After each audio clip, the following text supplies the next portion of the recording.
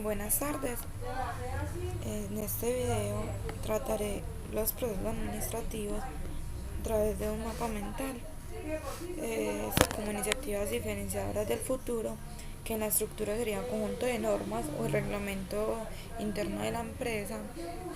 Esa es una diagramación que define cómo llegan los insumos, hacia dónde se transportan, cómo se transforman y cómo se convierten en procesos. En la estrategia son iniciativas que se toman en la junta directiva. Lo tiene que hacer cumplir el gerente dentro de la organización para elaborar un elemento diferenciador, diferenciador de una organización frente a otras en el futuro. Y como cultura son las relaciones entre las personas y los procesos que generan un buen ambiente o un mal ambiente.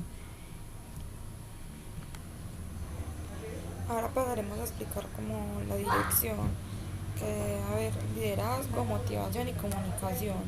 Entonces siempre va a haber un emisor, un transmisor, un canal y un receptor. Y se debe volver algo como común, el mensaje.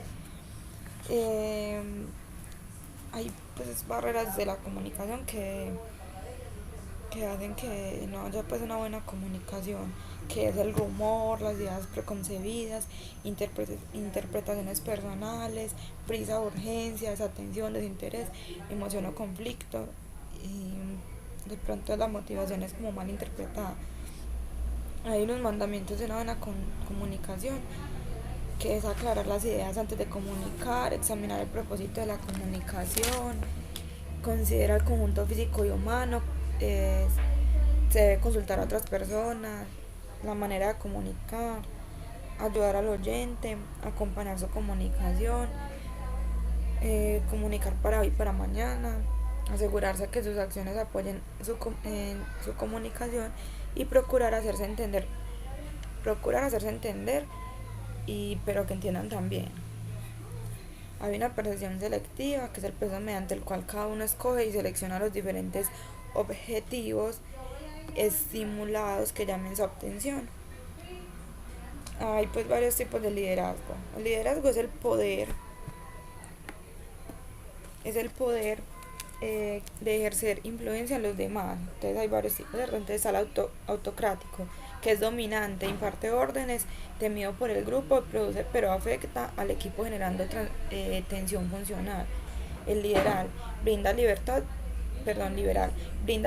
para participar, es evasivo y sin firmeza. Se presenta individualismo, disociacismo del grupo, insatisfacción, agresividad y poco respeto al líder. Se presenta bajo calidad y cantidad del trabajo. Está el democrático, que es un líder comunicativo, se preocupa por el trabajo y el grupo, actúa como facilitador, ayuda a la definición del problema y la posible solución. Se presenta buena cantidad de trabajo, buen clima, integración y mayor compromiso. También hay unas teorías de liderazgo, que son el rasgo de la personalidad, que es la habilidad para interpretar objetivos, para establecer prioridades, habilidades para planear, para programar actividades, para solucionar conflictos, para orientar personas y habilidad para delegar. O sea, la crítica no tiene en cuenta el ambiente, de algunos rasgos son solo apropiados en otras circunstancias. Un líder tiene varias funciones. Arbitraje, una manera consensual en la búsqueda de soluciones, fijar objetivos, generar seguridad, actitud positiva frente a los problemas. Y representación, generar buena impresión, inspiración, lograr que las personas sientan que son importantes, sentir orgullo por el logro de los objetivos de los colaboradores. Hay una teoría situacional, que es un líder apoyador, un líder directivo, líder participativo y líder orientado hacia las metas. Ese tiene unos deberes, que es percibir los que otros no ven, monitorear, que es revisar, criticar y modificar su propio comportamiento y trabajar pues con los valores, confiar, desafiar, acabar con las barreras limitantes. Tipos de poder: coeractivo, que es autocrático; de referencia, que atrae y es carismático; de competencia, que es de conocimiento; y de recompensa. Una inteligencia emocional, que es conocer las emociones, gestionar, automotivarlos y conocer las emociones en los demás y gestionar las relaciones. Autoconocimiento es la capacidad de reconocer los propios sentimientos administración de las emociones, que es la habilidad para controlar impulsos, dispersar la ansiedad, automotivación, que es la habilidad para persistir y mantenerse optimista frente a los problemas, empatía, es la habilidad para entender las emociones del otro, arte de relacionarse, capacidad para enfrentar las relaciones de los demás e eh, interactuando o con contacto.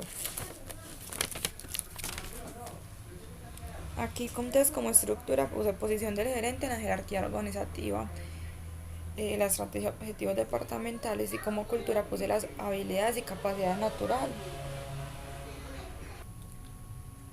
La planeación es un conjunto de acciones y decisiones que se utilizan para formular e implementar los objetivos y las estrategias que servirán para la adaptación y la definición competitiva de la empresa con su entorno. Acá se prevé y se visualiza. Es una estrategia que busca aprovechar una oportunidad o librarse de evitar una amenaza. Movilización de los recursos para lograr los objetivos. Entonces hay distintas planeaciones. Está la planeación táctica, que es un acercamiento de los planes estratégicos con los planes operativos. Un plan táctico es una secuencia de pasos para alcanzar los objetivos tácticos, que es el qué, el cómo, quién, el cuándo. Hay una planeación operacional, que es la planeación del día a día, qué hacer y cómo hacerlo, procedimientos, cronogramas. Los procedimientos es una serie de pasos que deben seguir con rigurosidad para ejecutar los planes, que es lo que se debe hacer. Se puede utilizar calendario de actividades. Los programas indican el orden de las actividades y el orden exacto en las cuales deben de realizarse las actividades. Yo puse como estructura un sistema de programación de la producción. Eso es basado pues en el libro. Estrategia, observar cómo progresan los planes, y cultura, que son personas responsables y con autoridad. La organización es la estructura como se organiza, como pues las empresas organizan los recursos, que hay una complejidad que es una especialización de los cargos, una formalización que son las reglas, una centralización que es como la autoridad. Hay 5 principios, que es división del trabajo, tramo del control, autoridad y responsabilidad, departamentación, que es el nivel de departamentos, unidad de mando. Entonces hay una departamentación funcional y unas ventajas, que es mayor especialización y los obreros concentrados en cada área, apropiada para una economía de escala o producción en serie. Pero hay unas desventajas, que pierden de vista los intereses generales, aislamientos de los individuos. Hay una estructura divisional, que es dividir en unidades autocontenido. La ventaja es que se enfoca en los resultados y añade planeación estratégica a largo plazo. Y la desventaja, que duplica actividades y recursos, aumenta la ineficiencia. De la estructura sencilla, que es el dueño y es administrador son el mismo. La ventaja es que es flexible, mayor comunicación, es rápida y tiene menos costos. Desventajas: tiende a crecer el dueño, y es el que hace todo. Estructura matricial: obedece y busca trabajar en proyectos. Estructura en red: se trabaja en Colombia como la confección, se exporta para la extensión. Entonces puse en estructura, pautas y programas. Estrategia: definir ideales claramente, que hay un sistema industrial eficiente, y como cultura, sentido común, disciplina, desempeño por lo que se hace.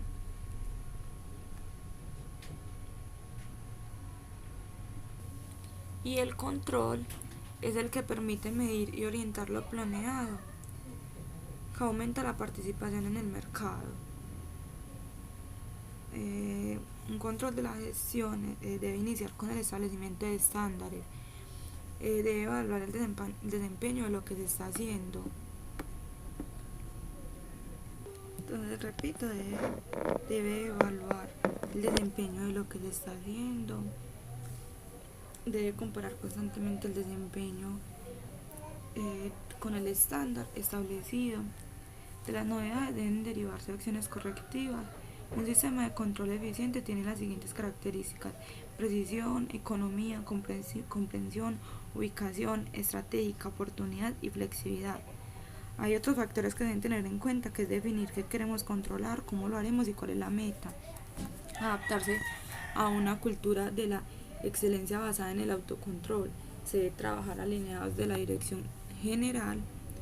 El control no se realiza a posterior, debe ser oportuno, debe asegurarse que la información con la que se cuenta es como verdadera y es oportuna. Entonces acá lo que no se mide no se puede gestionar y muy posiblemente no podrá mejorarse. El proceso de control requiere de recopilación de información, análisis y planes de ajuste. En el control hay unas recomendaciones, que es preparar rutinas diarias, semanales, mensuales y anuales. Distinguir sobre lo importante y lo urgente, hacer las cosas que son importantes, dar prioridad a las cosas importantes, fijar límites de tiempo y ajustarse a ellos, terminar la tarea salvo que no sea posible, no retrasar tareas desagradables o difíciles, analizar las interrupciones, tomar medidas para evitarlas. Pues si en empresas hay como artículos del minuto a minuto, leerlos y tenerlos muy en cuenta, hacer una sola cosa a la vez, planear las llamadas telefónicas, mantener una libreta allí para recoger ideas y anotar cosas pendientes. Entonces siempre tomar el tiempo, no solo para ejecutar y evaluar las ejecuciones, y llevar un cronograma acá se debe pensar antes de actuar y aprender también a decir que no. Esa es mi explicación y mi video sobre los procesos administrativos. Muchas gracias.